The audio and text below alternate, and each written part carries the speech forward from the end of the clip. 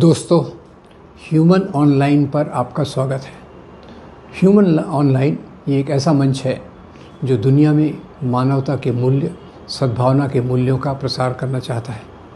आज की वीडियो की श्रृंखला में हम बात करेंगे भारत में जो सामाजिक परिवर्तन हुए, उन सामाजिक परिवर्तनों में स्त्रियों की हालत कैसे सुधरने की शुरुआत हुई।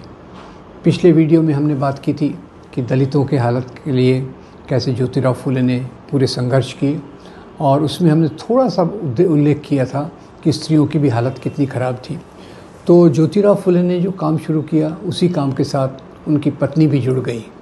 उनकी पत्नी सावित्रीबाई फुले। सावित्रीबाई फुले एक तो अपने पति के साथ मिलकर जो दलितों की शिक्षा थी उसमें काफ़ी सहायक थी। इसके साथ साथ जो लड़कियों के लिए स्कूल थे, लड़कियों के स्कूल में ख़ास तौर से सावित्रीबाई फुले ने बहुत प्रयत्न किया, और उसमें प्रयत्न क्या था उस पर मैं आता हूँ। पर उन्होंने जो स्कूल खोला उसमें लड़कियों को शिक्षा देना चालू की, और उनकी स्कूल की शिक्षिका का नाम था फातिमा शेख। तो ये दोनों महिलाएं जब स्कूल जाती थी तो साथ में एक्स्ट्रा साड़ी लेकर जाती थी। एक एक्स्ट्रा साड़ी क्यों ले जाती थी? क्योंकि जब वो सड़क से जाते रहते थे तो लोग उन पे कीचड़, गोबर, पत्थर, कचरा फेंकते थे। उनका आर्ग्यूमेंट था, उनका तर्क था कि ये दोनों महिलाएं जो कर रही हैं काम, ये हमारे धर्म के खिलाफ़ है। हमारा धर्म कहता है कि औरतों को शिक्षा नहीं देना चाहिए, और समाज में भावना बहुत गलत भावनाएं थी लड़कियों की शिक्षा के खिलाफ़। उस समय जब इन्होंने ये आंदोलन शुरू किया, स्कूल खोला, तो बहुत सारी अफवाहें उड़ाई गई। ये अफवाहें क्या थी?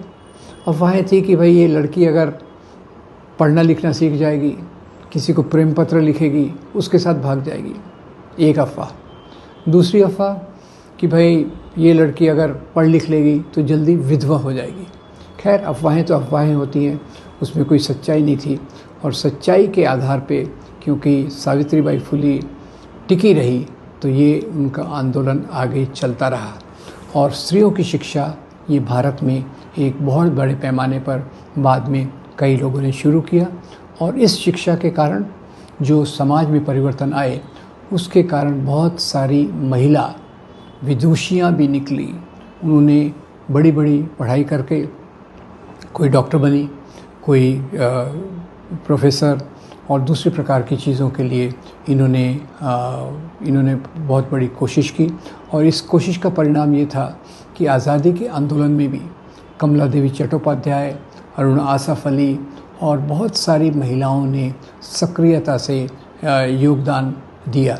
अब इसमें एक और उल्लेखनीय बात ऐसी है, वो ये है कि भारत की पहली महिला डॉक्टर एक आनंदी गोपाल थी।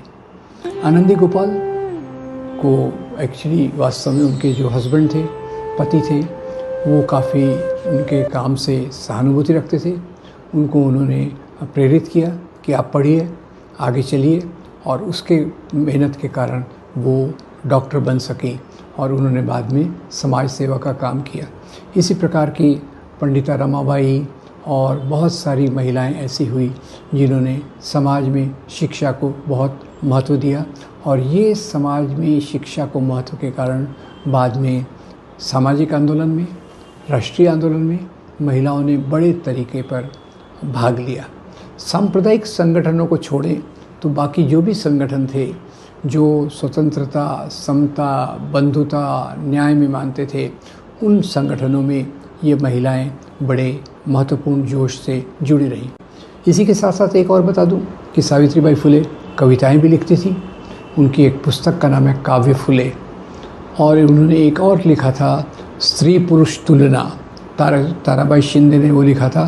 वो उसमें बता रहे थे कि आज समाज में पुरुषों का हाल क्या है, स्त्रियों का हाल क्या है, और स्त्री किस प्रकार से एक प्रकार से हाशिए पर जीती है, कैसे कम अधिकारों के साथ जीती है, और ये व्यवस्था समाज में बदलना चाहिए।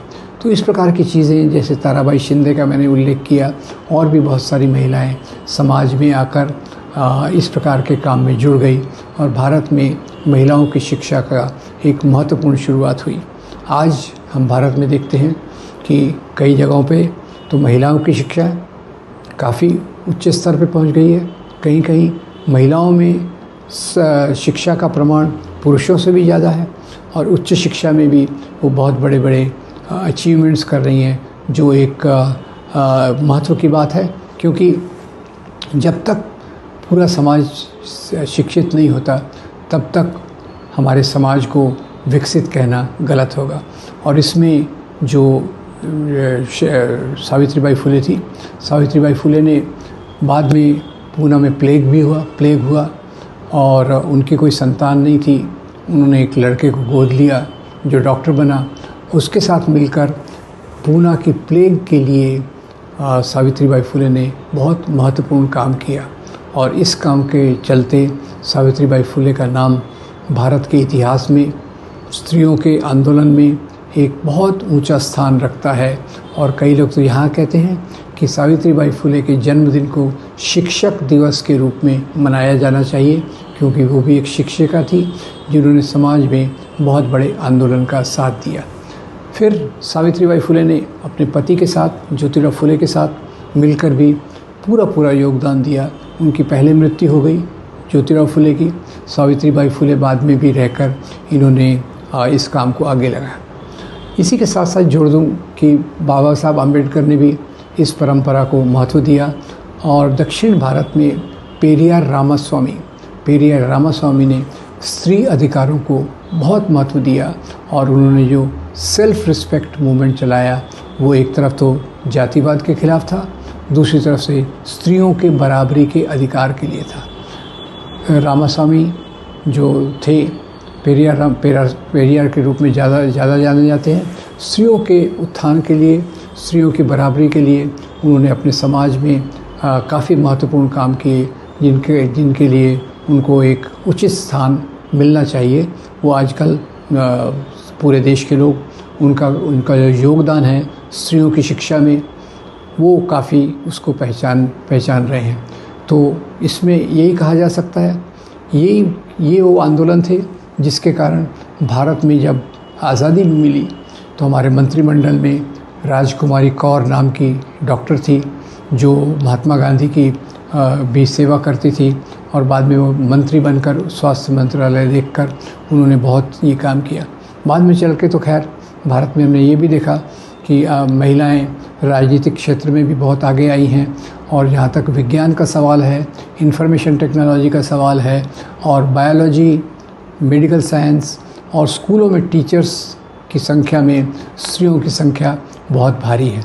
ये ऋण रहेगा सावित्रीबाई फुले का और उनकी शिक्षिका फातिमा शेख का। पूरा समाज इसके लिए उनका बहुत ऋणी रहेगा और कोशिश ये होना चाहिए कि स्त्रियों की शिक्षा को आगे ले जाने के लिए और भी कोशिशें की जाना चाहिए। आपका बहुत धन्यवाद। स्वास्थ्य